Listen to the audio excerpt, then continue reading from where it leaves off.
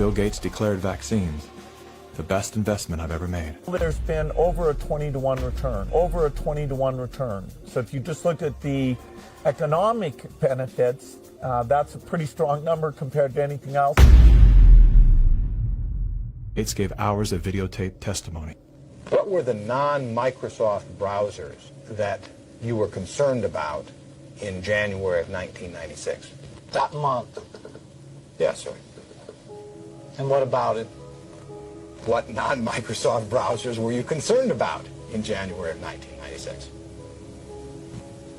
I don't know what you mean concerned. What is it about the word concerned that you don't understand?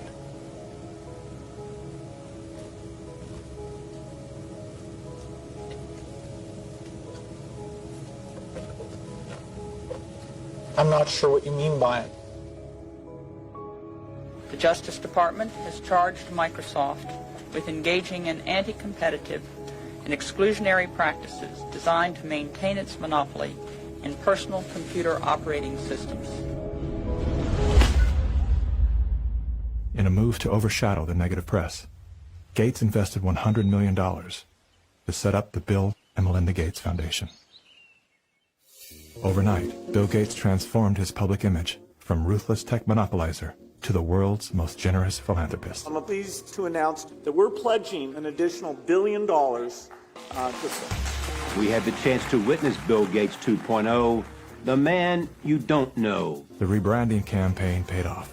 His net worth swiftly doubled, earning Bill Gates the title of richest man in the world. You've invested $10 billion in vaccinations over the last 2 decades, and you figured out the return on investment for that, and it kind of stunned me. Can you walk us through the math? In a Wall Street essay, Bill Gates declared vaccines the best investment I've ever made. There's been over a 20-to-1 return. So if you just look at the economic benefits, that's a pretty strong number compared to anything else. The Gates Foundation expanded rapidly into a massive, vertically integrated, multinational corporation, controlling every step in a supply chain that reaches from its Seattle-based boardrooms to the villages of Africa and Asia. Is the world's largest private philanthropy causing harm? The Bill and Melinda Gates Foundation has made millions of dollars each year from companies blamed for many of the same social and health problems the foundation seeks to address. The Gates Foundation has investments in 69 of the worst polluting companies in the U.S. and Canada.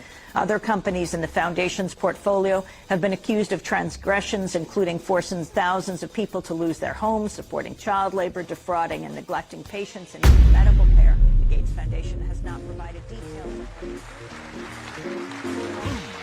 William H. Gates III and Melinda French Gates. As a top donor to both the WHO and the CDC, no one man has more power than Bill Gates to influence and control the health and medical freedom of all people. Normalcy only returns when we've largely vaccinated the entire global population. This will be the new normal until a vaccine is developed. Until we find a vaccine, going back to normal means putting lives at risk. We need to produce it and to deploy it in every single corner of the world. Full vaccination of our children and pregnant women. Development of new vaccines, therapeutics and diagnostics. Before effective vaccines and therapeutics are developed.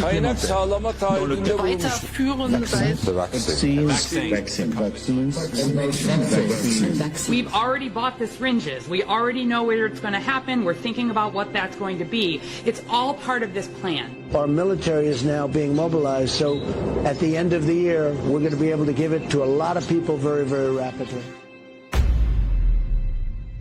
In